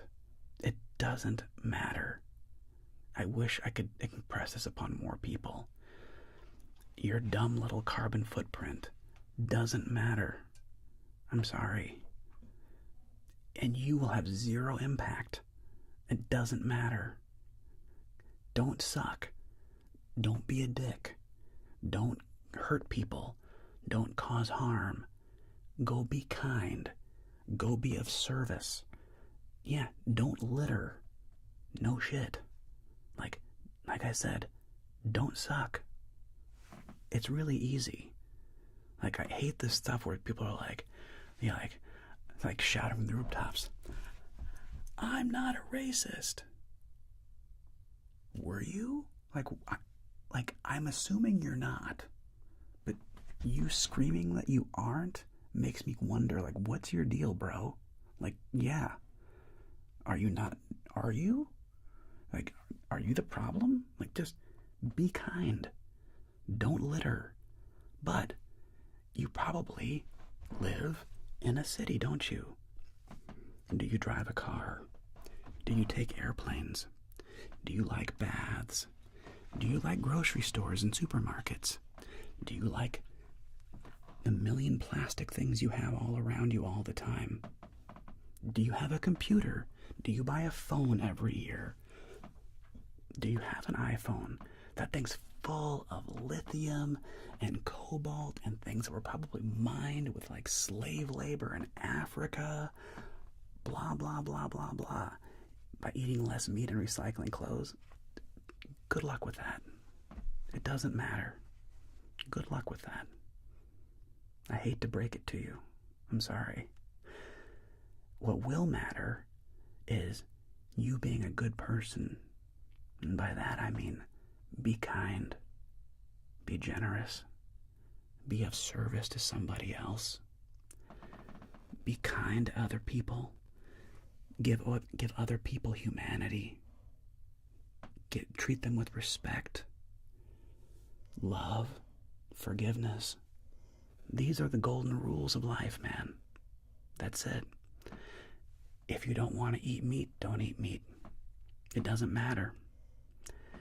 There's no such thing as a cruelty-free life. So it doesn't matter. You're just deciding which thing you don't mind being mean to. Like, I'm sorry, do you know how many things die for your tofu to exist? Do you know how many insects and snakes and rabbits and moles and mice get murdered for you to have tofu? It is a genocide every year. A genocide. And it doesn't matter. It's okay. It's okay. It's okay. But you just gotta realize, like, it's okay. Am I blowing your mind right now? It's okay. Be kind to other people. Be of service to other people. Hug your friends. Go dancing with your friends. Go be in person. Don't just text. Go spend time with them in real life. Touch more grass. Go outside more. Be good at your job. Be kind to strangers. Do things that matter, that you actually have control over. And the rest of it, to the best of your ability. Let it go. Let it go. Enjoy taking a shower. It's great. Taking a shower and a bath is one of the most glorious luxuries that we in the West, oh my God.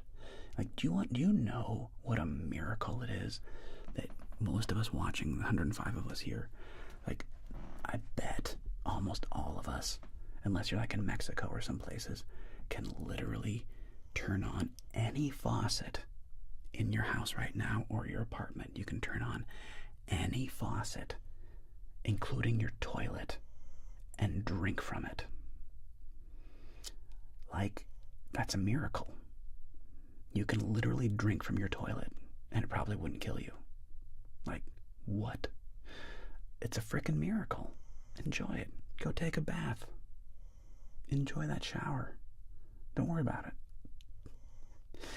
You know? Try to buy meat that's like, you know, not factory farmed. I recommend like not buying.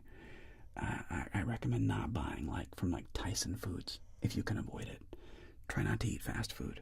Like, yeah, try not to buy factory farmed meat. If you can, buy stuff from like Butcher Box or Seven Sons or, you know, some kind of like healthy, regenerative, you know, farms if you can. But it's expensive. Not everybody can afford it. So if you can, good for you. And if you can't, don't worry about it. It's okay. You're not the problem in the world. If you go and you buy, you know, chicken from the store and you're trying to make a healthy meal for you and your family, you're not the problem. You're fine. Enjoy your life. Don't be a dick. It's very simple. Yeah. And recycling, unfortunately, most of recycling is not real. I hate to break it to you. The vast majority of it is not real. I know, it hurts to hear. I know. There you go, JC. With the end of an ice age phase, the planet's going to heat up. I mean, yeah, who knows? Like I said, it's a Scott Adams law of slow-moving disasters. Don't worry about it. Don't worry about it. Just don't worry about it. Don't waste. Don't be a glutton. Don't leave your car running for no reason at all. Just be normal, man. Don't throw litter out the frickin' window. Like, don't suck. It's really easy. Or not. Maybe some of you struggle with that. I don't know. You do you. Assuming none of our current viewers are billionaires or policymakers. Suburbia kid. Touche. I am assuming that none of you are billionaires or policymakers. If you are a billionaire, throw a little my way. I'm just saying, I'm sure I can spend that money in a very productive way. If you are a billionaire, just toss some my way.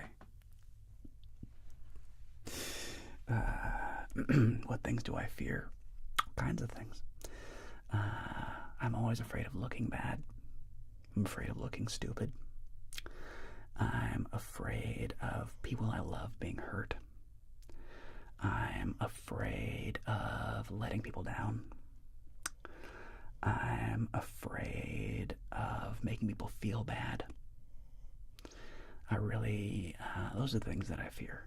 I fear letting people down, hurting other people. Letting people down. Those are the things that I fear the most. In Mio, oh my god, it's so much easier said than done. Yeah, I'm speaking in platitudes and bumper stickers. Like, it's really easy to speak in platitudes and bumper stickers. It's really hard to do in real life. But just realize that, you know, the greatest impact you're going to have is in your own little localized world. And there you can have a huge impact on people around you. And you can really brighten somebody's day or make it really crappy. You can make somebody's day really shitty or can make somebody's day really awesome. Choose to be awesome. To the best of your ability. Choose kindness, choose forgiveness. Let go of anger is always a mask for vulnerability. So if you're angry and you want to scream at the world, it's because you're deeply afraid of something that you're not okay with. Anger is always a mask for vulnerability. So if you're screaming at the sky, that means you're terrified of something. Try to figure out what that is for you. Try to think about what is the thing that you're actually afraid of. And see if you can own it. And then it doesn't control you anymore. Yeah. Well, I think Panda Shade, that's like most people. There are people like the Joker. There are sociopaths out there. But the vast majority of people really want to get along. The vast majority of people are afraid of looking bad. Everybody is. Everybody's afraid of looking bad. The vast majority of people don't think they're very attractive. Don't think they're all that funny. Don't think they're all that worthy. The vast majority of people out there life's hard, man. Like, they're doing the best they can. But, that's just a reality. Hence, you can have a real impact through your kindness. And, making eye contact with somebody when you meet them, saying, hey, how you doing? Hi. What's going on? You all right? And just be genuine. Try it on, see what happens. Excuse me. So yeah, thanks for the follow, Proximus 1925. Yeah, there's a real performative. There's a real desire for people in the modern age of social media to be performatively a good person. And that's what all the virtue signaling is. There's all this performative, because everybody's freaked out of being a bad person. So there's all this performative, I'm a good person. I have a black square on my Instagram. I'm a good person. I put up a Ukrainian flag on my Instagram. I'm a good person. I did this. I did this. I did this. And it's all performative. Like, I'm on the right side of history. I'm on the right side of history. Shut up. Nobody cares. Go be a friend to somebody in real life. Knock it off with the performative nonsense. Stop with the virtue signaling. Nobody cares. Nobody cares. Everybody's worried about themselves. Everybody's terrified about looking stupid themselves or being called out or whatever. Don't worry about it. Go live your best life, man.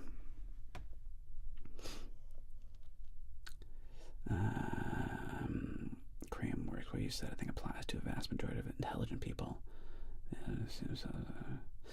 Nah, cream works. I'm going to push back. I'm going to say it is not, quote-unquote, intelligent people. The dumber they are, the easier it is for them to see themselves at the center of the universe. There are a lot of, quote-unquote, really intelligent, educated people with college degrees who are the most obnoxious, narcissistic, self-centered, arrogant pieces of shit you can ever imagine. And everything they're doing is performative, and they're walking through life terrified of being called out by their friends, terrified of being called whatever. They're a sheep who is a conforming. They don't think original thoughts, and they're just afraid, and they're quote-unquote intelligent, and they're educated, and they're just narcissistic, frightened children. has nothing. It's called being human.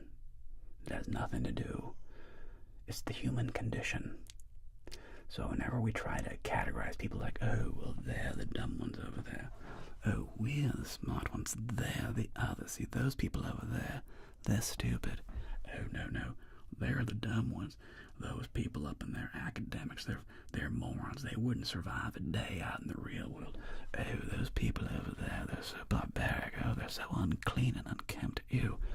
Those people couldn't survive for one day without a frickin' Whole Foods and an Erewhon. Oh, those people over there, they're just, this is dirty, and they're boorish, ill-bred. Don't be those people. Everybody's the same, man. Like, dude, there's no cheese down that tunnel of life. It's just, there's nothing there. There's no value down either one of those tunnels. Good luck with it, but there's no value down either one of those. Just be kind. Be nice. I'll say it again. That's the magic formula. Be kind. Be nice. Realize that everybody is struggling. Everybody you meet is suffering and struggling.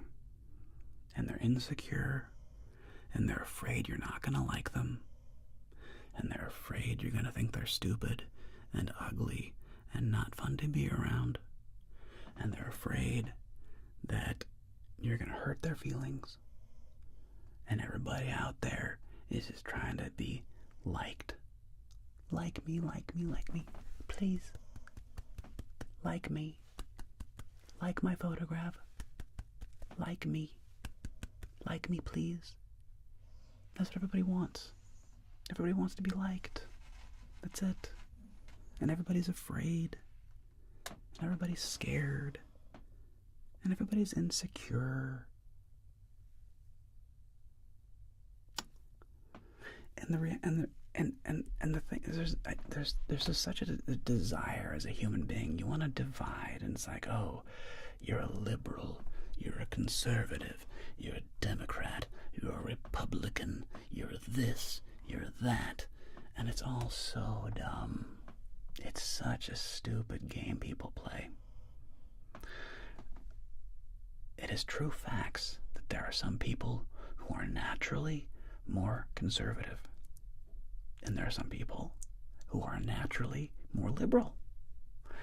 Turns out you need people who are mathematical, engineers, and who think very about things, and they're very into things, and they like order and structure, and they like it.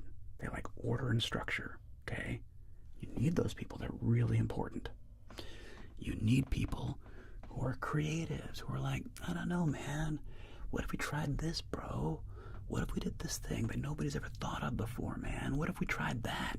Whoa, that's a cool idea, bro. You need those people. And then you need the person who's friends with that person to actually run the frickin' company. You need the visionary, and then you need that nuts and bolts person to actually run the frickin' thing. We need each other. If the world was all hippy-dippy, frickin', all we need is love, man. That's all we need is to get along, bro. And what about these ideas and fight the power, man? If you only had those people, the world would suck. It would fall apart instantly. It'd be a disaster. And if you only had people who are like, wow, actually it was 1.25 and at 1.24 that created a whole problem and everything will fall apart as a cascading diagnosis and blah, blah, blah. You need that person too. You need both. You can't, if you have one or the other only, the world sucks. You need liberals and conservatives. You need them both. There's not one is better than the other. You need them both. You need idea people to think outside the box and be creatives and be artists and be like, you know, entertainers. And like, I love watching television shows. Don't you like watching television shows? Don't you like watching me? I'm a creative. I would be terrible at like organizing your business. Terrible. That is not my skill set, people. Okay? My wife loves organizing. Give her a giant desk, a workshop bench full of like nuts and bolts and crap, and she'll like, this is my heaven. I just want to organize this thing for you. She loves organizing, cleaning it all up, putting everything in its right place. And she's amazing at it. She's so good at it. She's so good at it. And we love each other. We get along amazing. Do we agree on everything? No. No, we do not. And it's okay. It's okay. We don't have to. There's this weird desire these days to other people and be like, they're the problem. If only that person didn't exist, then my life would be good. If only that person didn't exist, then all my problems would be over.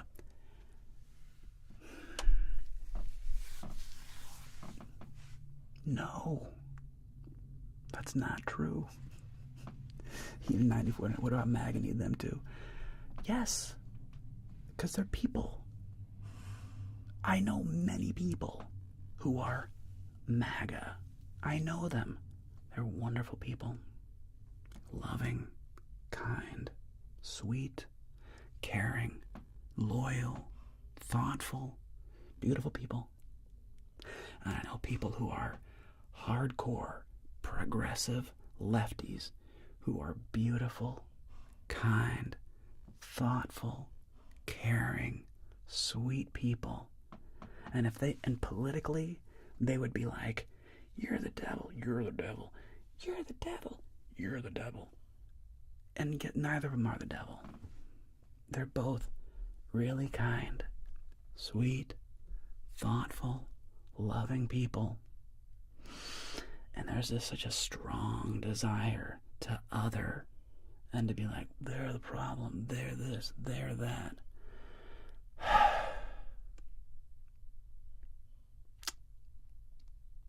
There's no cheese down that tunnel. There's no cheese down that tunnel, my friends. So, on that note, I will leave you and bid you adieu. It has been wonderful to talk to you tonight. I'm sure Atlas is gone by now. It was wonderful to be graced with the presence of the great and powerful Atlas, if only for a moment. It was wonderful to see him. Thank you, as always, to my amazing mod, Binky and friends, for being here. I didn't even play a song. I was going to play a song. I didn't even get to play a song. It's a fun conversation today, though. I really enjoy this topic because I think it's an important one. And look, the 100 of us who were here, who knows? Maybe it made you think. I don't know. Or maybe it made you smile. Even better. Maybe I made you smile. Even better. Be kind to the next person. Is my wife German? She is not. She is mostly Swiss and Scandinavian. Mostly. Alright, YouTube. I'm going to catch you guys on the flip side. Oh, well, excuse me. Thank you, Binky. I'm glad to hear that. But alright, YouTube, I'm going to let you go first because I'm going to do a raid over here on Twitch. So YouTube, I love you. Thank you guys for being here. I appreciate you all very, very much. Thanks for everybody being so kind today. The $25 in generosity. You guys are amazing. Thank you from the bottom of my heart. And new video drops tomorrow. It'll be called German Epiphany. Letting go. going to drop it right after this for my Patreons. So early access for the patrons, and for the rest of the people, it'll be tomorrow afternoon. And last question from Bramborg.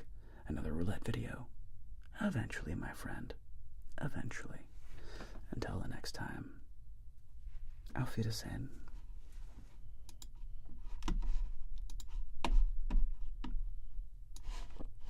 And for our dear friends over here on Twitch,